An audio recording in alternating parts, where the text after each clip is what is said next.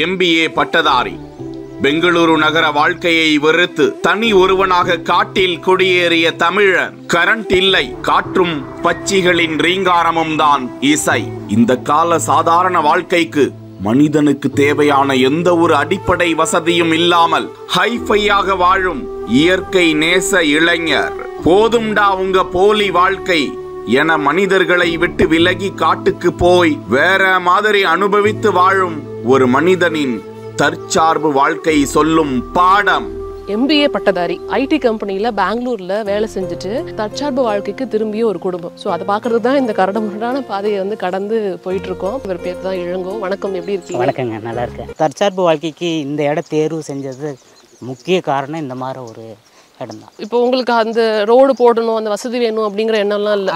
அதுக்கு நான் தயாராகிட்டேன். என்னன்னா இப்போ தற்சார்பு வாழ்க்கைனா நம்ம இயன்ற வரைக்கும் நம்ம என்ன பொருள் இங்கே இருக்குதோ அதை பயன்படுத்தலாம். இப்போ போக்குவரத்து இருந்துச்சுன்னா சட்டுன்னு கடைக்கு போய் வாங்கிட்டு வந்துடும். ஆமாம், அது இல்லாத பொழுது நம்ம நுகர்வு அதிகமாக இங்கே எடுத்துக்குவோம். இருக்கும் சூழல் நம்ம வாய்ப்பாக எடுத்துக்கிறது. இங்கே பாதை இல்லை, அது எனக்கு ஒரு வாய்ப்பு. என்ன ப்ராப்ளமோ அதை எனக்கு சொல்யூஷன். ஓகே. அப்புறம் பார்த்தீங்கன்னா இந்த ஆலமரம் எனக்கு ரொம்ப பிடிக்கும். அதனால தான் இந்த இடமே தேர்வு பண்ணேன். அதே போல் இந்த மலை அடிவாரம், இந்த மலை எனக்கு ரொம்ப பிடிக்கும். இந்த மாதிரி பாதை இதுதான் எனக்கு ரொம்ப பிடிச்சிருந்தது. நீங்கள் பிறந்ததுலேருந்தே இங்கே இல்லைங்க, MBA வரைக்கும் படிச்சிருக்கீங்க. பெங்களூரில் போயிட்டு ரிசர்ச் அனலிஸ்டாக ஒர்க் பண்ணியிருக்காரு அப்படிங்கிறது தான் மிகப்பெரிய விஷயம். இந்த நடுப்புற அந்த மாற்றம் ஏன்னு நான் தெரிஞ்சுக்கலாமா?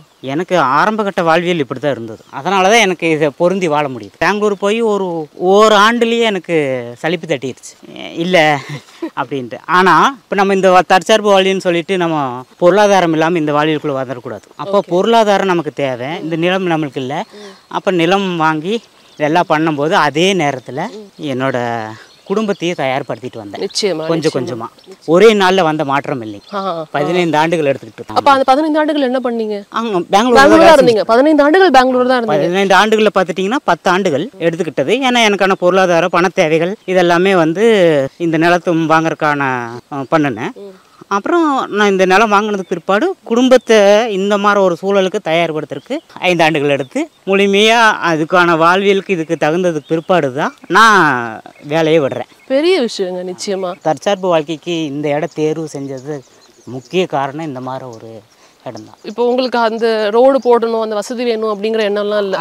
அதுக்கு நான் தயாராகிட்டேன். என்னன்னா இப்போ தற்சார்பு வாழ்வியல்னா நம்ம இயன்ற வரைக்கும் நம்ம என்ன பொருள் இங்கே இருக்குதோ அதை பயன்படுத்தலாம். இப்போ போக்குவரத்து இருந்துச்சுன்னா சட்டுன்னு கடைக்கு போய் வாங்கிட்டு வந்துடும். ஆமாம், அது இல்லாத பொழுது நம்ம நுகர்வு அதிகமாக இங்கே எடுத்துக்குவோம். இருக்கும் சூழல் நம்ம வாய்ப்பாக எடுத்துக்கிறது. இங்கே பாதை இல்லை, அது எனக்கு ஒரு வாய்ப்பு.